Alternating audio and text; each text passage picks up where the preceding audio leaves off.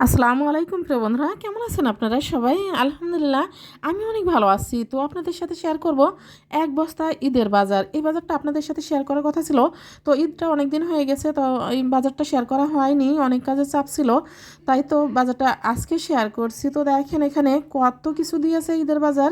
এটা হচ্ছে মানে এক বছরের জন্য এই বাজারটা করতে হয়, মানে টাকা জমা দিতে হয়, তাহলে ঈদের আগে এই বাজারটা দেয়। তো দেখেন এখানে কত কিছু আছে।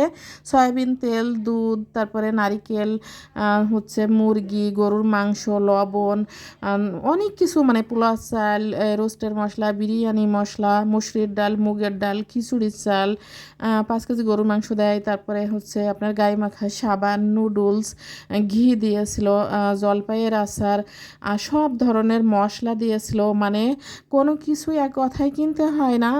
এটাকে ঈদ বাজার বলে। এই বাজারটা করলে আর কোনো কিছু ঈদের জন্য কেনা লাগে না। এটা না রোজার ঈদের পর পরে টাকা জমা দিতে হয়, তাহলেই হচ্ছে রোজার ঈদের আগেই মানে এই বাজারটা দিয়ে দেয়। তো দেখেন এখানে কত মশলা দিয়েছে, মরিচের গুঁড়া, হলুদের গুঁড়া, আস্ত জিরা, আস্ত গরম মশলা, গরম মশলার গুঁড়াও দিয়েছে, কিশমিশ, আস্ত জিরা,